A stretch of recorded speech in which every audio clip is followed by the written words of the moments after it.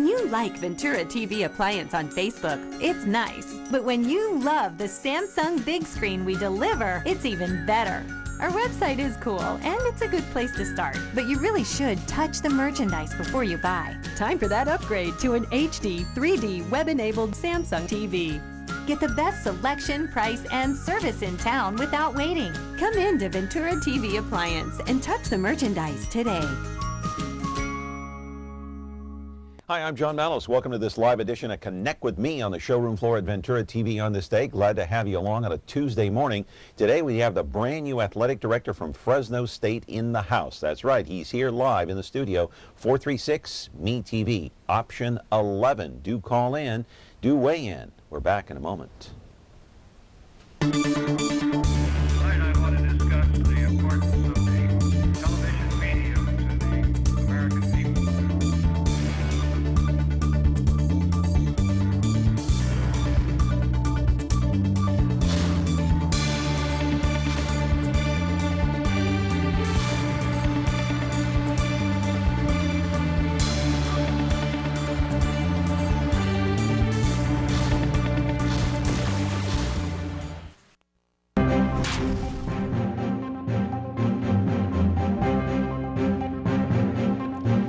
And welcome back to the program here on a Tuesday morning on the showroom floor at Ventura TV. Glad to have you along. I do want to remind you that April 24th is coming up very quickly here.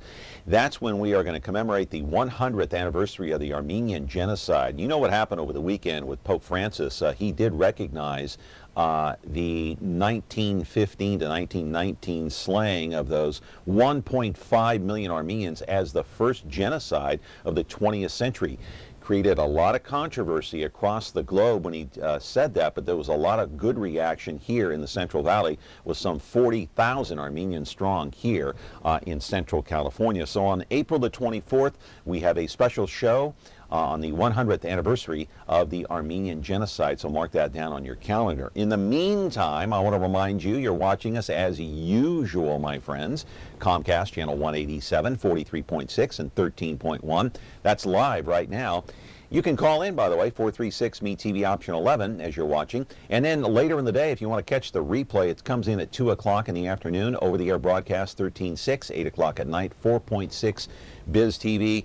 And the Twitter account is at John Mallos, Me TV. So today we're talking about sports, we're talking about the athletic department, we're talking about Fresno State, we're talking about the Bulldogs, of course the athletic department going in a new direction now. In fact, the man who is in charge now of taking that entire school, that department, that athletic department in a new direction is here in the studio today. I want to put his picture up on the screen. Hey, look at that. There he is, my friends, the picture of Fresno State Athletic Director Jim Bartko, who just a few weeks ago caught a huge one during a fishing trip with Roger George of the Fresno Bee, who, by the way, will be here next Monday on our program. It was a trip to remember for sure. Let's roll the videotape, though. Bartko's big adventure, though, as the Bulldog AD is just beginning. He was named to the post last November as he was snatched away from the University of Oregon. Bartko played a significant role in that school's growth the last 26 years. Known as the big fundraiser, he helped reel in some $375 million for capital improvements at that school, and he wants to do the same right here at Fresno State with improvements to Bulldog Stadium and other facilities. We'll talk about that throughout the entire show. You can call in and ask him questions about that. He also wants to add 2 more sports to the program. It all costs money, though. Hey, everything costs money nowadays, right? To breathe, it costs money. But, by the way, you're watching the video of this year's spring practice out there at Bulldog Stadium, 2015 version of the Bulldogs. We'll see who takes over as quarterback this year for the Fresno State Bulldogs. Live in our studio now, Jim Bartko, the brand new athletic director at Fresno State. You are welcome to call in, ask any kind of questions you want, as long as you are respectful, right? 436-ME-TV, option 11. We're back with our program, and we're very pleased that he is here, the new athletic director at Fresno State. Back in a moment. Justice is coming. For the first time, a broadcast network fully dedicated to crime and investigation programming, plus a groundbreaking commitment to support national and local law enforcement. Each hour, the Justice Network will ask for your help in finding dangerous criminals, locating missing children, and help you avoid becoming a victim. Join me, John Walsh, on the all-new Justice Network. Attention all units. We have reports of 2 motorcycle cops protecting California's highway. That's for us, good buddy. The Men of Chips are on BTV. Hi, I'm John Baker. I'm John Baker. It's Officer Baker. He's the blonde one.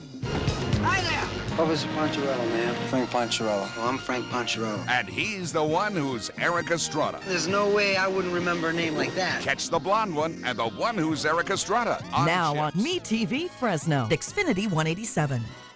Back here on the program on a Tuesday morning, we're glad that Jim Bartko, the athletic director from Fresno State, is here. Good morning, sir. How are you? I'm doing great. Glad to be here. Thank you. Yeah. Sorry to make you put a suit on today, but I kind of made that pledge to our staff that suit and ties weren't required, but for you, I got to put it on. So, well, at least you're wearing that Fresno State Bulldog color, right? The pin was the right way, yeah. The pin, the red tie. All right, way to go. So let me ask you. Have some big plans, I guess, for Fresno State. You have this vision.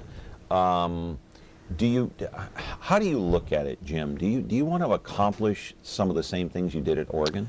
Well, that's a great question. I mean, I think anytime you take over a new job, you have to kind of evaluate what you have. And the one good thing about Fresno State is we have great people and great community. And I think it's just now finding the right niche. What are our short-term and long-term goals? As you said, we have to raise more money. We have to get the fans engaged. And I think getting the fans engaged and making them feel important is my first point, and that's what I've been trying to work on the first 2 months here, is just getting out in the community, saying hello, and meeting the people, finding out kind of what the pros and cons of what our program has been. And but we're very fortunate. We have great coaching staff and great student athletes, and we have great staff. So you're not coming into an empty house, and I'm just one person out of 150 some odd staff members. So it'll be a team effort, and we'll have some fun doing it. Here's one thing I want to ask you is, before I ask you why you came here, but I've been thinking about this for a long time, many years.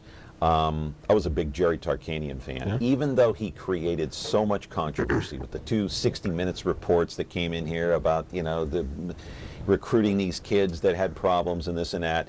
You know what? You can say what you want to about Jerry Tarkanian, but he put those fans in the seats, and had it not been for him, that arena wouldn't be there. How do you duplicate that? How do you find another Jerry Tarkanian? Well, I think a lot of coaches can do that. I think we have coaches now that can do it. Now it's just a matter of making sure our fans understand that we need them, and that there's a passion in the community. I think we can get kind of complacent. Modern days now, as you know, TV and iPad. I showed you my phone I had, the big phones you have, and the games. People have different ways to do things on their weekends. So we've got to make sure our fans know that we need them in the stands, and make it easy for them, make it fun for them, and the experience should be good. So our teams are winning. We can always get better from top to bottom, but overall our teams are doing good, and we just have to compete for championships and make sure our fans feel part of the program. And I think Jerry did a good job of that, and I think obviously you go back to the Sweeney and Pat Hill eras, and many of our coaches, our softball program and our baseball programs have always had people that have had a passion for the community. And so top to bottom, we're going to kind of keep plugging away and re-engage those fans. Getting back to Tarkanian just for a moment, can you put your finger on what he meant not only to the school but to the entire community? Well, again, I never had a chance to meet him. Unfortunately, I saw him a few times in Final Fours. I met his family at the funeral. We had a reception at the Save Mart Center. But he's from Fresno, so he has a passion for the community. And I think that always helps a little bit when you're from the Valley. I've learned that the Valley is very family oriented. They're very passionate. They're very loyal to the people in this area, and I think if you have a connection, it helps. But I think he really believed in this community, and I think that shows when he's out and about. You were at Oregon, one of the most successful universities across the country. Yep. Okay, they played in the title game this last year. Unfortunately, Ohio State was just a little bit better. Yep. All right, my last day. Your last day over there at Oregon. Why come here? Oh, that's a great question. First of all, I think I was born and raised in the Valley. My sister went to Fresno State. Mom and Dad, I think people know, but Mom and Dad are kind of born in Ripon and lived in Manteca, and I was born in Stockton. And so I'd kind of been, one thing I didn't want to do during my time is leave when my kids were in high school. And I'd been able to be very fortunate to be involved with a lot of good things at Oregon. And it's a team effort, but I was fortunate when we built the stadium and had some good runs and with the uniforms and built facilities. But it was more, son was graduating, and this job opened up, and I felt it was time for me to take that chance, and coming home to the Valley and helping continue to build on what we have going on here was the right time. Caller, are you there? Caller? Yes. Go ahead. Yeah, I'm here. Jim, let me ask you a question real quick. You come from a big school such as Oregon, and they had great teams. And the things that I like about it is the way you talk. Okay, now the way you talk will be is how you bring kids from the Valley. But at the same time, I'm kind of I would like to get players from outside the Valley. I mean, you got to get good players to have good teams. I'm not saying that the teams have been bad, but the thing is that if you kind of fish in more of the outside Valley kids, and bring in some of those kids and make the football team a strong team. Okay, we've had it for years and years. I guess we got spoiled, but the thing is that you're going to have to. This is not going to take 2-3 years. That's for sure. But I want to see if you can do it in 2 years. If you do something in 2 years, you've done one heck of a job, because you're going to have boosters if the football team continues to win, off that. It's going to make a job easy for you, okay? Yeah, wow. And I like what you're saying, and I like what I feel that you can do, but you have to win in order to bring out the fans and whatnot, and make your job easier. And if you can get along with the boosters, that's a big plus. So I congratulate you for coming from Oregon. I mean, down here, that was no easy task, that's for sure. Wow. But you know what? You can be a plus. You can be a Jerry Tarkanian. Jerry Tarkanian made that Seymour Center because, he brought in fans, Yeah. We haven't had anything like that since then. But I'm willing to see you another year or two, especially to see how the team progresses. But I'm glad that you're here. So we probably needed a change too. So you stick in there. I'll be one of your fans anyway. Well, thank you so much. I'll talk about Oregon a little bit. When we started that, when I got there in '88, there was a lot of talk about Oregon State not being in the Pac-12. I mean, the facilities are bad. The stadium was half full. They had some issues. So I think it can be done. Our football program, a lot of people don't realize we've been in the championship game the last 3 years. Won it 2 years ago. We're not that far off. We had a tough start last year. We kind of got off track. We'll get our quarterbacks figured out, and Coach Druder's done a great job. So we're going to keep plugging. And the athletes, and you mentioned the athletes in the Valley, we will recruit the best athletes we can. It doesn't matter where they're from. We want to get the best kids in the Valley, but you can't live and breathe on one area. Oregon, I think we had about 5% of our kids are from Oregon, and the rest are from California, the Valley, Texas, Florida. Coaching up pretty good. You've got to get kids that can win, and there'll be some kids here in the Valley we have to keep, but we're going to need to go outside and get other ones because there's a lot of competition. All right, we're going to continue our conversation. Got to take a break here on Connect with Me on the showroom floor at Ventura TV on this Tuesday morning, 436-ME-TV, option 11. If you want to call in and weigh in, Jim Bartko is here. He's the brand new athletic director at Fresno State. And lo and behold, how could we ever possibly know? This guy's a fisherman, too. It's amazing, amazing. Call in. We'll be back in a moment. Hello, I'm John Walsh. We need your help to capture this fugitive. Alvaro Chavez is wanted by the FBI in Chicago for selling cocaine. A member of the violent street gang, the Almighty Latin Kings Nation, he has a tattoo of a woman and his name on his right arm. He could be hiding out in California, Illinois, or Mexico. If you know where he is, call 312-421-6700.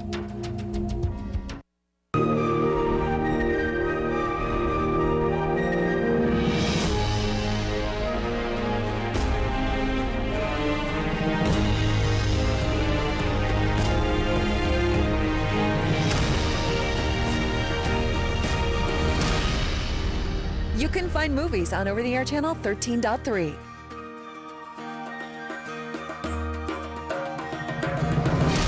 Movies. Our name says it all. Hey, we're back here on the program with our guest, our new friend here, Jim Bartko, the athletic director at Fresno State. Caller, are you there? Go ahead. You're on Connect with Me. Thank you very much. I was wondering, on your football team, what size of market area realistically do you have? Do you go all the way up to Sacramento, down to L.A., or what is your market area that you're trying to go and advertise to, and to become focused as the team to beat in this area? Second is, do you believe that students should be paid for their performance in football and other sports? Thank you very much. Two great questions. So I'm assuming you're mentioning our fan base, not recruiting base. So on the first question, there's about 3 million fans in the Valley. If you go all the way down, and we kind of last few days with our fundraising staff have broken down. We've never really had territories fully where we're going to get out and see our fans on a regular basis. So we're going all the way down to L.A. We'll go up to Stockton, Sacramento. We're going to hit Carruthers and Firebaugh and Visalia and Tulare and Merced and Atwater, and we've got to get out there on a regular basis to see them. So our base, we've led the league in attendance the last 3 years, and if we can just get 2,000 or 3,000 more, we'll be up even higher than Boise State. So we got to get out and we got to see people and we got to thank them and we got to make sure they know they're important. And the second question, paid athletes. Oh, paid athletes. Great question. That's a big NCAA deal. Not a favor of it. We are instituting one of the laws that were passed by the NCAA this year is that we can pay kids on a stipend basis for just the cost of tuition, which we're fully behind. It's going to be about a $1.2 million hit for us. But to get paid for autographs or, if they perform well, I'm not a fan of that at all. I don't think how you can regulate it, and some schools could pay more than others. So I am a fan of the stipend. I am a fan of the training table, but I'm not a fan of, because I'm just not sure how they would do that. I think that would take away a lot of what college athletics is all about. But the kids do need. Would it create more of an unfair advantage for some schools if you paid athletes? Because some schools have more money than others. Oh yeah, what do you do? Do you pay them less if they lose? Do you pay them more if they pass well? Do kids want to get more yards because all they care about is getting the extra 100 yards to get a? How do you pay the lacrosse player that does well, or the volleyball player that does well, or men's basketball player that gets? I just don't know how you'd regulate it. But I am a big fan of what we're installing this year, and as we talk about Fresno State, we're going to do it the right way. We'll pay the full cost, and even though it's a little bit more money. Caller, go ahead. You're on the air. Hello? Yeah, you're on the air. Okay. I would like to say thank you for bringing back wrestling. Oh, yeah. We're going to get into that. I'm a four-time champion. Yep. And I would love, I just love the fact that he's bringing it back. Well, thank you for that. It was a great decision, and full credit goes to our president, who for the last year and a half has really championed that cause. And we've had some great donors in this community and former coaches and athletes that kept the dream alive over the last 8 or 9 years. So I cannot take full credit for that, or I can take very little. My job is kind of just to get over the hump and figure out a timeline. But Dr. Castro did a great job of, he knows what the Valley it means to the Valley, and we'll bring back 2 sports, and we're going to do it the right way and pace ourselves. I want to put up the first full screen graphic here, because recently you outlined your 5-year plan. This is the Jim Bartko 5-year plan. Yeah. This is only part of it, though. This is a small snippet of what you want to do. But like the caller said, you want to reinstate wrestling, water polo, you want to increase staffing, improve fundraising. That's a huge thing right there. You want to upgrade some of these facilities. But talk a little bit about bringing back wrestling, because there was such an outrage across the Central Valley by a lot of people who said, how could you possibly eliminate wrestling? How could you, you've got to bring it back. I mean, were you hearing those echoes as well? Well, we've heard those all around the country. So it's not just wrestling here at Fresno State. I mean, the sports have been dropped at Oregon. The sports have been dropped at a lot of schools. It comes down to funding and the new cost of tuition, and it comes down to support staff and salaries and what you can afford. And you start getting down to sports. We're going to have 21 sports, which is going to be probably 4 or 5 more than any other school in the Mountain West has, and that's $3 million more a year in cost. So it comes down to that fourth one you have on that list there is fundraising. None of that stuff above can happen without obviously more dollars. And we'll have 21 sports. We're going to treat them all equally. We're going to treat them all fairly, and we're going to have our salaries will be up there, and we'll get our good facilities. So it's Water polo and wrestling will be the ones we'll be working on the next 6 to 9 months and have them back here the next year. But we'll need to improve all of our facilities. We have done great jobs, and our staff and the university have on lacrosse and soccer, and we'll be doing tennis here, and we're looking at track, just to make sure that they're up to speed with where they need to be, because it's not really fair to bring back sports, then have sports we currently have not up to par with their with their competitors. Yeah, when do you plan on bringing wrestling and women's water polo into the mix? So what we're doing now is we're in the middle of our fundraising campaign, and I'm looking around at conferences, and we'll evaluate coaches next fall when they start playing, and I'd like to have a coach on board. 2015 or 2016? January 26th. So their season goes basically October through February, okay. And I want to be able to evaluate their teams, and then have them on board. About a year from now. About a year from now, yeah. We'll have wrestling and water polo. We'll have the coaches. We'll have the coaches. Coaches. When will competition? Then it'll be about a year start? after that. About a year after that. That gives them a year to recruit, and they got to start. That takes that's about the right time. Yeah. All right, we got to take another break here on Connect With Me. When we come back, we'll talk a little bit about fundraising and winning and recruiting and all that stuff. Jim Bartko is here. He's the athletic director at Fresno State. We're glad he's here. He's a first-time guest and hope he comes back again. Hey, call in, weigh in with a question. We're back in just a moment.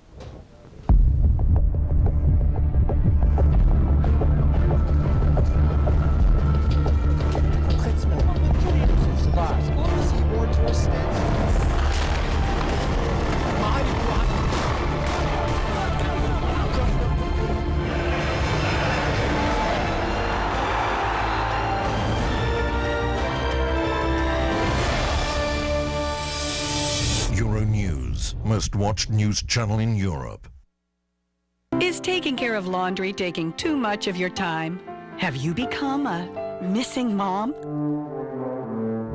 With a new fast, efficient washer and dryer from Ventura TV Video Appliance, you'll spend more of your day the way you want. Save now on Frigidaire's Advanced Affinity Laundry Pair. Let Frigidaire save you energy, water, and time. Don't spend your life on laundry. Upgrade today at Ventura TV Video Appliance and save. Back here on the program, Connect With Me on MeTV Fresno. You're watching us live. We're here until 11 o'clock in the morning. Jim Bartko is here, the new athletic director at Fresno State. What did Dr. Joseph Castro, the president at Fresno State, see in you, do you think? What did he say when he called you in? That's a great question. I'm going to flip it around what I saw in him. I mean, I think to leave a good university, I mean, obviously Oregon was a great job, family, very happy there, had good opportunities. You go for the leadership, and I think what he's done here at Fresno State and what he means, the type of person he is, his vision made the job very attractive, because I don't think you've got to see eye to eye, you've got to have kind of, the same vision, and I saw him as just a passionate person that cares deeply about the Valley, cares deeply about winning, not just in athletics, but in academics, obviously much more important academically, and that made it really attractive to me. What he saw in me, I have no idea. I think being from the Valley probably helped a little bit, and also I think just being around a program that grew from the bottom up, and I think that's kind of what we need to do here. Two Valley guys, I guess, saw something in each other. Yeah. I mean, you had to approve of him as much as the other way around. Well, I don't think you ever apply for a job if you don't understand who the leadership is. Yeah. Because who you're going to be working for, who you're going to be answering to, who you're going to be taking direction from. You have to have a ton amount of respect for him and understand him, and I do. And he's been great so far, and his whole staff has been great. So it's very, very fortunate. People here in Fresno are very fortunate. Listen, you've been around a long time, and you're still only 21. And but listen, you have enough experience. You realize that I think it's with every school, probably every university, to put fans in the seats for football or even basketball. You've got to win. Mm-hmm. You've got to win, and in order to win, you've got to be able to recruit. What about recruiting? Pat Hill, I mean, okay, he may not have won a national championship, but he was known as a ferocious recruiter. Yep. He would go anywhere to recruit. Yep. Do you see Tim DeRuyter doing that? Yeah, they're out and about just as much as anybody, and I think. How far are you willing to go to recruit? I mean, we're into Texas, we're in the Midwest, we're in Alabama and Florida, and obviously California is the mecca of college football. California, Texas, and Florida, and we're right here in the Valley. So if we get down to LA, we need to look, we need to evaluate strongly. The very dedicated staff work hard, and we got to make sure our fans know you're not going to win every game. So we got to make the atmosphere and the experience well. You start having nowadays with TV, you have night games and Thursday night games, and so you've got to make it attractive, and TV hurts that. But if we can get our season tickets up, and our fans, what I've talked to is just when you get out and about, our fans just need to know that they're important. I don't care if they're, I mentioned this earlier, a $1,000 donor, $100 donor, or just a season ticket holder. Make them feel, and if they come, have a good experience, even if we lose on a close game, they'll come back because it's fun for the kids to grow up. So you have to do both. You have to win, but you have to have the fans that feel important and have a good experience. Right. And so as far as recruiting goes, you're willing to go anywhere in California, anywhere in Texas, anywhere in Florida. And how is recruiting going this year? Just ended. So recruiting signing date was in February. So now they're evaluating. May is a big evaluation month for next year's recruiting. So they'll be evaluating a lot of kids right now and putting a list together, what their needs are. And it never ends. You can recruit all year. I mean, you might, even this summer, you still could bring in some kids if there's open spots. So right. It's hard. You got to, I mean, where do you put it in the pecking order as far as importance? Recruiting? Number one. I mean, you've got to have kids that can graduate, you know, be good citizens, be good ambassadors, also have good success. And then you got to evaluate. A lot of kids, Marcus Mariota at Oregon was a 2-star. Yeah. Nobody recruited him. And then now he's going to be the first-round draft pick. Yeah, it's amazing. So you've got to find kids that maybe aren't the 5 stars, but maybe are the 3 or 4 that'll be 5 stars. Yeah, I mean, he was a diamond in the rough, right? Diamond in the rough. And we've had a lot of those guys here at Fresno also. So it comes up to the coaches and the staff and for us to give them the resources to get around and see where they need to be. And you got to get lucky because you're going to make mistakes. Injuries make a big effect. Depth makes a big effect. We've got to play tough games, I mean, just for budget-wise. But so. All right. Caller, go ahead. You're on the air on Connect with Me. Good morning, and very good to see the new athletic director for Fresno State. Good morning to you, sir. Good morning. Real quick question. I know you guys are focused mainly on the Fresno State basketball and football today. I have a question, and maybe you can answer, maybe it's still too new, but is Fresno State ever going to have a soccer program? I think there's a Fresno State soccer club. I'm involved with different clubs, and my kids are involved locally here in Fresno, but from what I know, Fresno State hasn't had a soccer team per se for quite a while. I'm just wondering if you could speak to that and see if there's an interest, and maybe if you know the reasoning why we don't have a team. Well, we do have women's soccer. Yeah, we do have women's soccer and have had it, and have done very well. And they share a field, brand new stadium with lacrosse. If the question is, do we have a men's soccer team? We do not. And just to be honest, the odds of getting a men's soccer team in the near future are probably slim to none. Money. I mean, we're already probably at our limit, or probably past our limit. 21 sports is probably a lot. So if you added men's soccer, you'd have to add in a women's sport also. That'd be 23 sports, and our budget right now can't afford. We're going to struggle this year to get to 21. So what is your budget? About $33 million. 33 million. And that's in about 6th or 7th in the league. So we've got to get to about 37 to be in the top 3, top 4. So you're at 33 now, and you want to get to 37. Yep. I want to talk to you about fundraising, but I got to go to break because we only got like 30 seconds. But just going to ask you, soccer though is big in this area, but you do have a women's soccer team, and if you get to 37 or you get to 40, let's say, would you then think about possibly a men's soccer team? That's a tough question because costs go up and everything. I mean, you've got to maintain a lot of different things with facility growth and facility improvements and staff. I mean, because you're talking about coaching, staffing, media relations, marketing, facilities.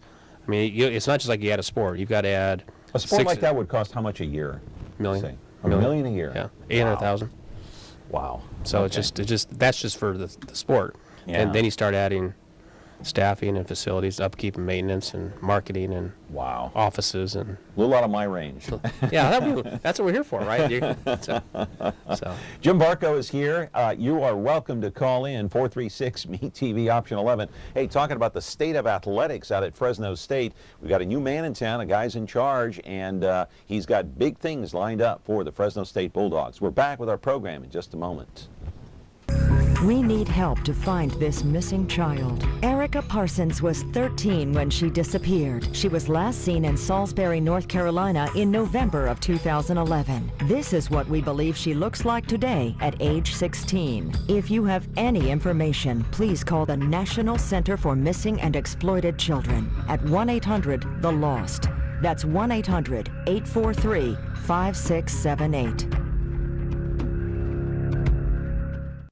Retro TV, your home for classic television. The greatest shows in history are here for you to enjoy. Join Cosby and Colt as secret agent men in I Spy. Ride along the Ponderosa with the Cartwrights in Bonanza. Hit the beat with Joe Friday in Dragnet. And that's not all. Retro TV offers endless fun and excitement for the whole family to enjoy. Retro TV, the best in classic television. You can find Retro TV on over-the-air channel 13.4.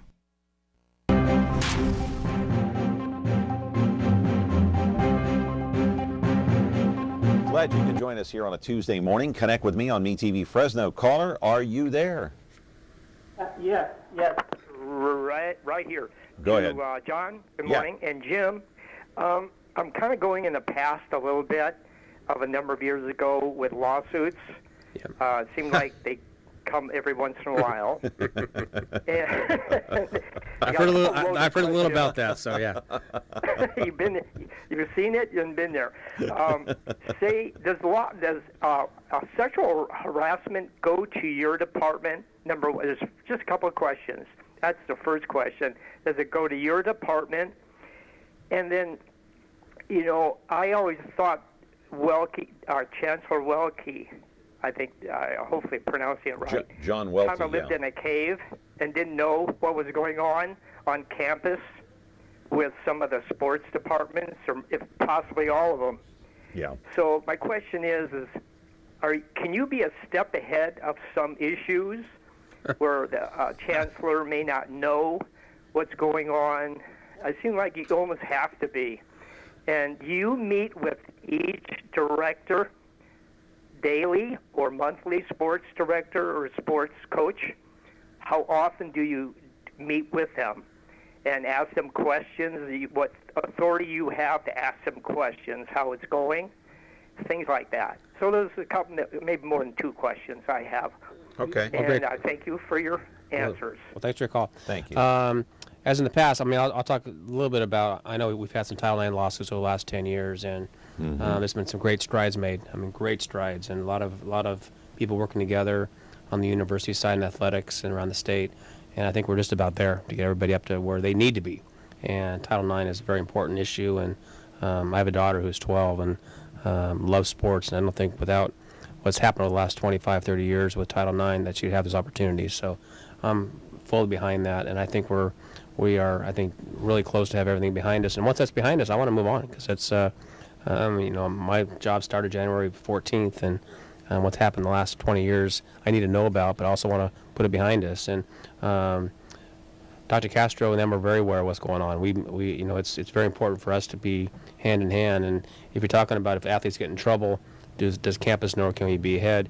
I think every AD would wish that there was never that phone call at 2 in the morning, with somebody getting in trouble.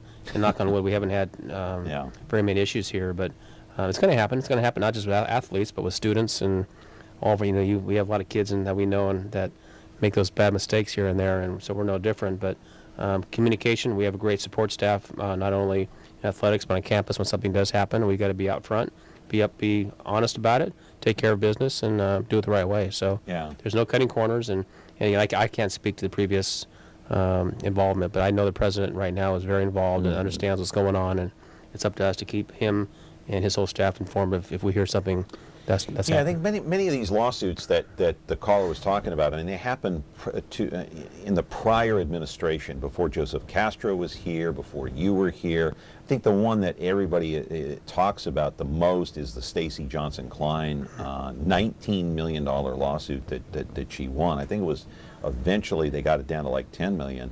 But here's the confusing thing about me, and I'm no expert on Title IX. You probably are, because you've been in the business for so long, but here's the way I understand. Okay, Title IX means you have to treat each sport equally, men and women, but at the same time, there's a conflict because many of the women's sports, and no offense to women, no offense to their sport, they have their sports like water polo. It's important that they have water polo, women's softball, but at the same time, they don't generate the same kind of money that men's football does or basketball.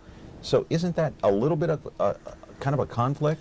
Yeah, I mean, that's it. And, I think every athlete deserves equal chance, and I think it's up to us. I mean, every school in the country is no different. I mean, I guarantee, and we've talked about in our staff meetings that obviously football and basketball are going to generate the most of the revenue, but we've got to distribute that revenue, make sure every athlete's treated equally. And there's different prongs of Title IX. We could be here for 3 hours going through the details, which is I'm not an expert on Title IX, but it again, there's always two sides of the story. But bottom line is, I think it's been a good benefit for athletics, a good benefit for young women that want to be involved, and sports are making it work. Teams are making it work. And we'll continue to be, in the forefront so that never happens again. I mean, great women's softball team.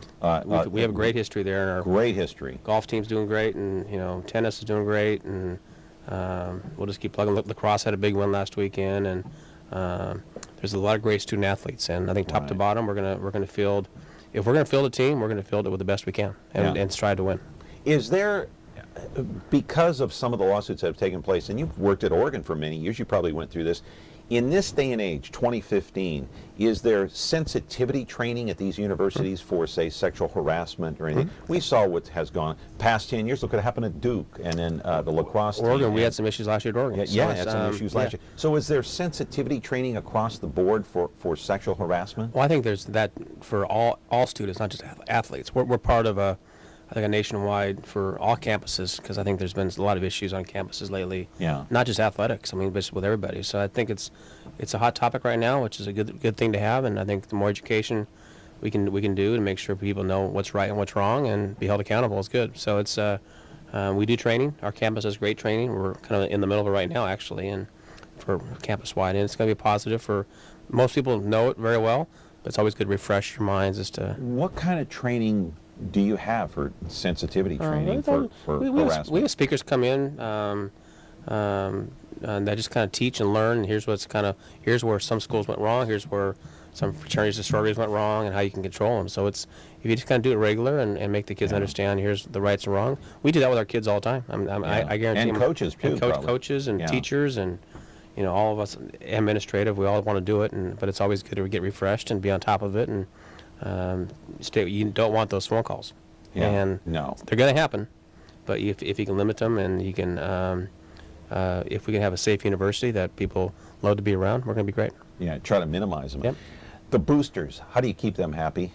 Win?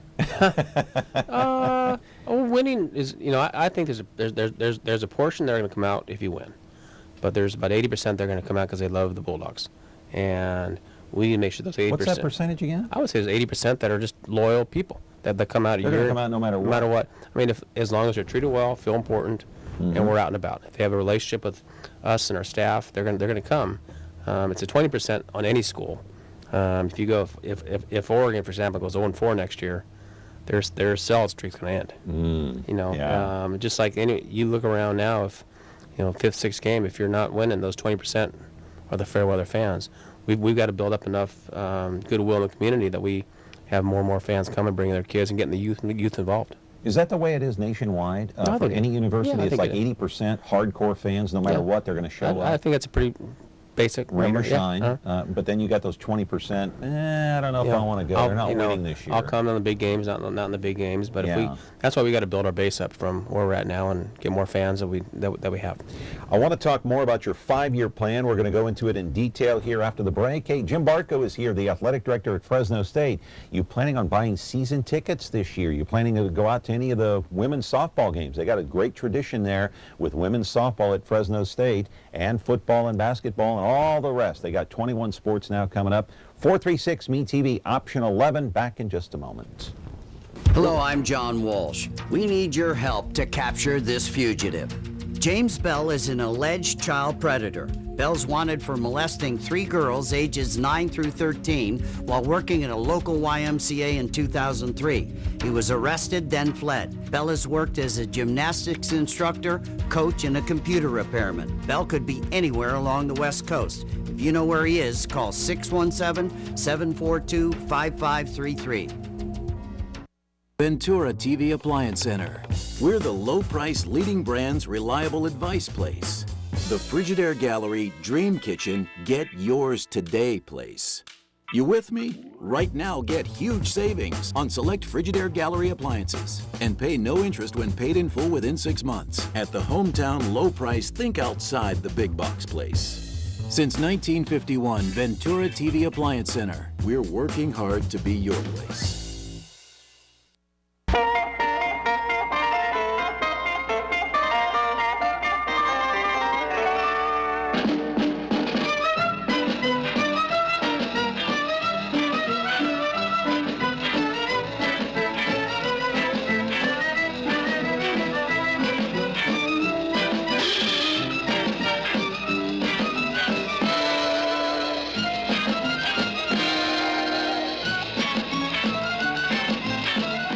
Back here with Jim Bartko, the new athletic director at Fresno State. Glad you're here. Hey, caller, are you there?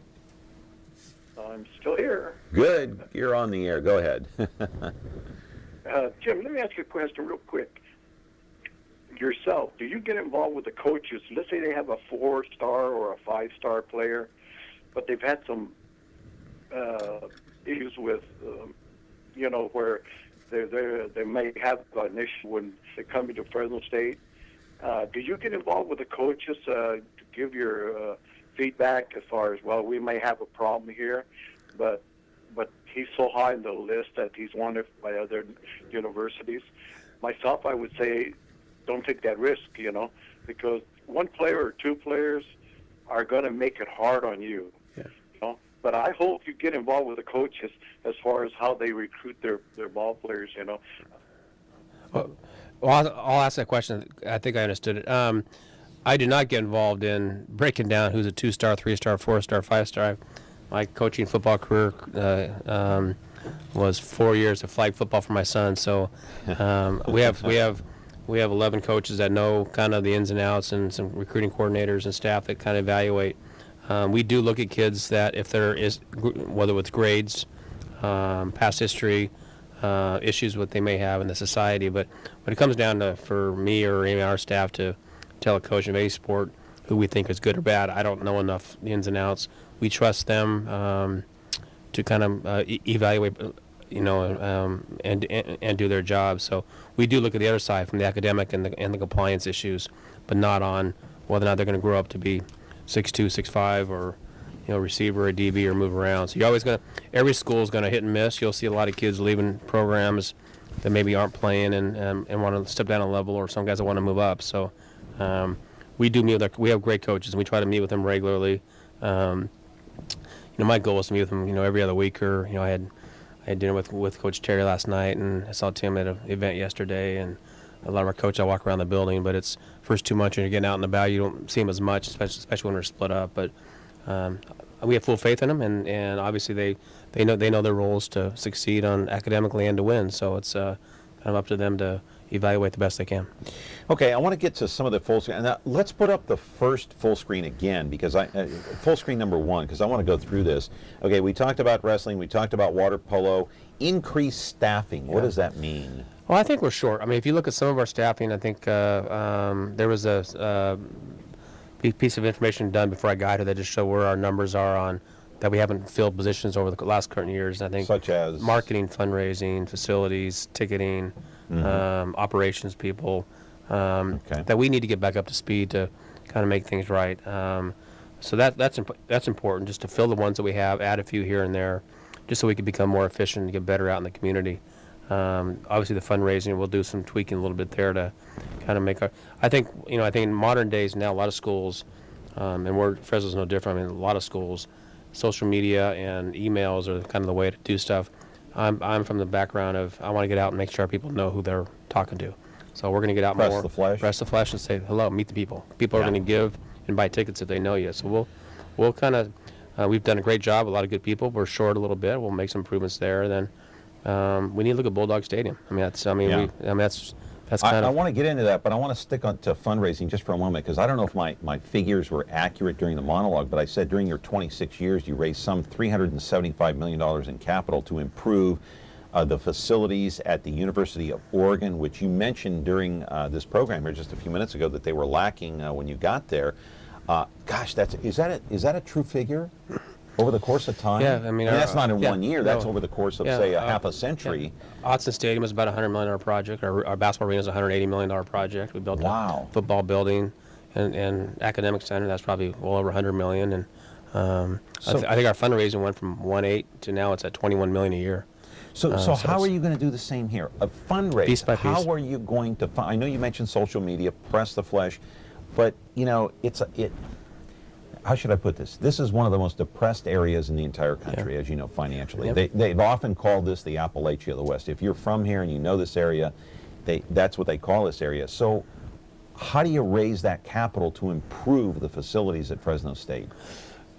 Great question. First of all, I think you have to have the vision to put in front of the donors and say, here's what we're trying to do. I mean, it's never very effective to go out and say, we need your money, and they ask you what it's for, and you go, I don't really know yet. So we got to lay out our 5-year plan. You have to tell them what it's for. We have to tell them what it's for, and here's what it's going. We got to, the next few weeks, we'll kind of wrap that stuff up. But there's people in this community that want to help, that have been very generous, that want to do more. I think you need it. At Oregon, we had probably 20 people that really led the way.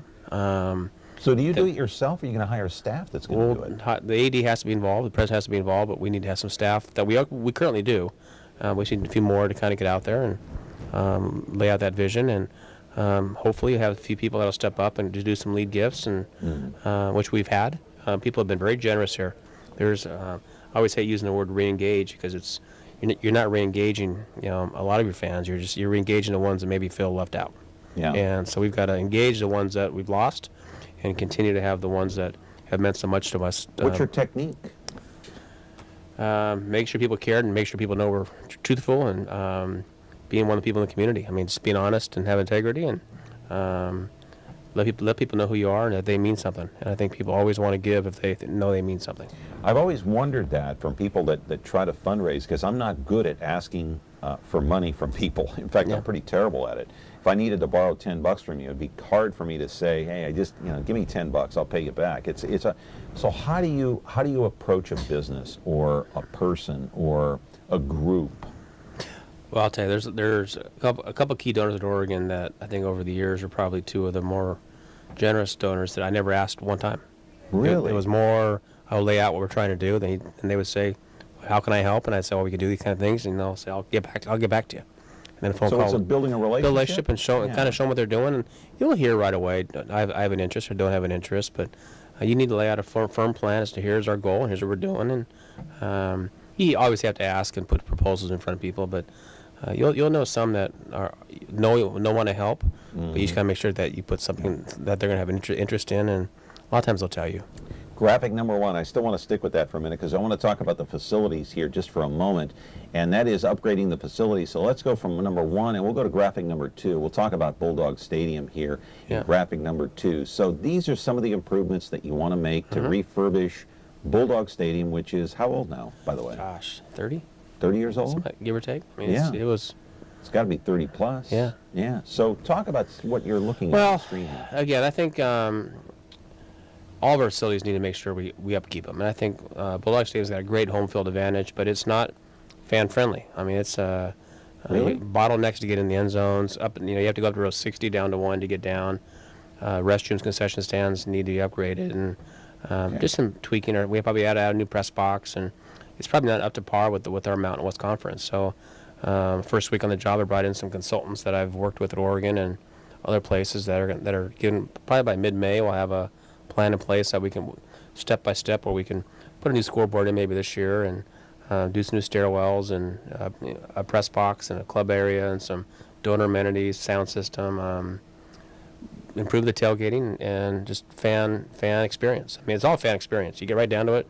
Fans have to come, and my parents are almost 80, and it's tough sometimes to kind of walk up and down the stairs and just to be comfortable. So this is not a 1 year. This is not a 1 year plan. This has got to probably be 5 years. Got to do piece by piece and see what we can afford and make some steps. And I'll have a much better feel in probably mid-May what the final plan is. It's been fun sitting with the group and some of our coaches and donors sitting there just kind of giving us some ideas. How much will all this cost, would you say, at the end of 5 years? Roughly 60 to 80 million. Wow. for all those improvements there. Yeah. Will you expand the seating at Bulldog Stadium? No, probably lose some. Really? Yeah. Okay, because it holds now what? 41,000. But to do some stairwells and some club seats, widen the seats, you'll lose some. 39 to 40 is our perfect number. We don't need more seats. What do the consultants say about making the stadium more intimate for the fans? It's all great questions, and we'll see that here in a little bit. But it's adding some stuff in the end zone, bringing a roof structure out a little bit higher. We have to look at a lot of different things that go into it and what the costs are and what's the easiest way to do it and how can we phase it in. And but I think that just not only goes, we have to look at our track facility, look at our tennis facility that we're making progress on, and our tailgating area. We finished soccer, lacrosse. We're doing their locker rooms right now. There's a lot of things going on, not just besides football, but I call it the Bulldog District. Which kind of outlines all your facilities and how can that whole campus become better for everybody. Right. Okay, talking to Jim Bartko. Got a few minutes left here. 436-MeTV, option 11. Do call in.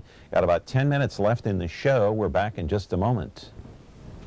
We need help to find this missing child. Alexandria Lowitzer was 16 when she went missing. She was last seen in Spring, Texas in April of 2010. This is what we believe she looks like today at age 20. If you have any information, please call the National Center for Missing and Exploited Children at 1-800-THE-LOST.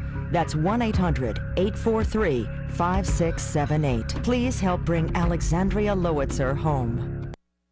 Tune in to Heartland for the best in true country music.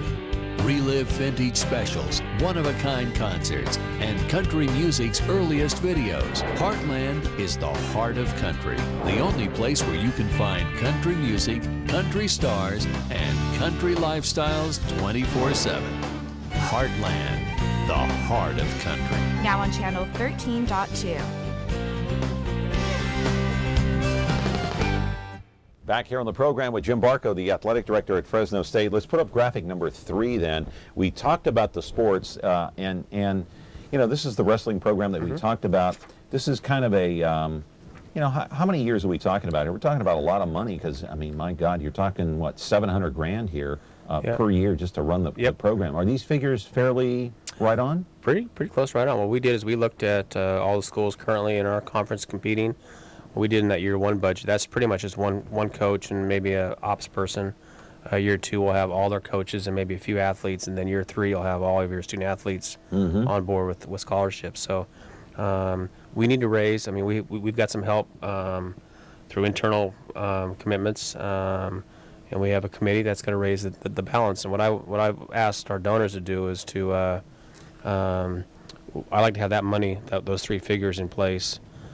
Pledge by July, so that I know I have 3 years to get the rest of the department, you know, fundraising up so that we can cover that on our own. So you want that money in the bank by July? So I want it pledged. I want it pledged. The pledged. Yep. Okay. Yep. I see. Yep. I see. All right. Caller, are you there? Yeah, I'm just super excited. This guy seems like he actually has the coolest ideas for this sports thing. I've never really been into Fresno State sport things, but it looks like we finally have a good direction where we're going for Fresno. Yeah. Thank you. Okay. Well, thank you much. Well, thank you. It means a lot. And I'll tell you one thing, just a little off that subject, but I know my family is thoroughly excited to be here, and people have welcomed me in the last 2.5 months. But, you know, it's hard to be away from the family for 6 months living in a hotel room, but it's I think there's great potential here. I wouldn't have left Oregon if I didn't think that way. And you want to make it fun every day. You want to come to work every day, enjoying yourself, and work hard. And I think with if we can get the community to feel in that same way, there's unlimited potential because we can win this conference. I've told our coaches that our goal is not to be average or mediocre. And Phil Knight told me that one time in a meeting in the early '90s. He said, "I'll help you, but strive to be excellent in everything you do. Don't be happy with C's and D's. Try to get A's and B's." And that's what I think. If everybody here tries to every day be the best they can be, you're not gonna do it every day, but you have a chance. Yeah. So your family's still in Oregon? Still in Oregon. And moving here when? My son's high school graduation will be June 14th. So we sold our house. They'll rent back and live there through June, and probably be here in July. Sometime in July.